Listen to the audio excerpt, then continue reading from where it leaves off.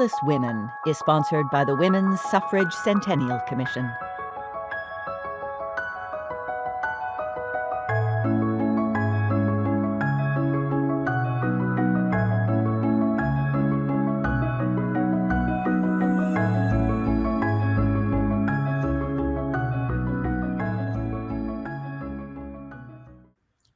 My name is Joy Harjo. I'm the 23rd U.S. Poet Laureate, a member of the Muskogee Creek Nation. And I'm going to read this poem called Running. And I think maybe poetry, maybe human beings, we rely a lot on memory. We're made of memory.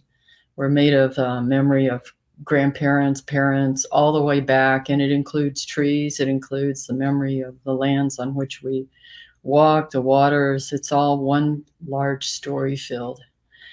And like this country, if you think about this country and where we are now, where we were then, where we're going to be, it's an immense story filled, and we all have a part of it. And we won't truly know who we are as a single human being, as a family, as a country, as a planet, as part of a whole system, until we're able to really, in a way, as the way I see it, is that it's like we become all the parts. At some point, we become all the stories. At some point, we have insight and compassion for every moment of history and every story, and we realize that they're all of us. It's all part of us.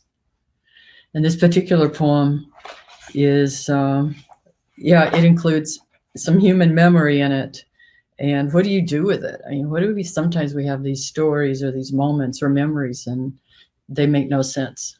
There's no way to make sense of it. And that's because we don't have the perspective. And we can find that perspective. Poetry, I think, for me it helps me find at least a moment or a sliver of perspective and knowing, and maybe even helps me transcend or help others transcend, or we find ourselves sometimes in a poem in a place that is almost undescribable, but a place that makes sense of something that didn't before. Running. It's closing time. Violence is my boyfriend with a cross to bear, hoisted on by the church. He wears it everywhere.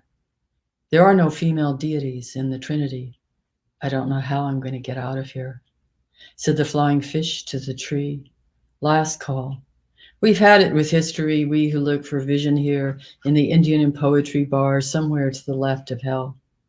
Now I have to find my way when there's a river to cross and no boat to get me there, where there appears to be no home at all. My father gone, chased by the stepfather's gun. Get out of here. I found my father at the bar. He's ghost, at least, some piece of him in this sorry place.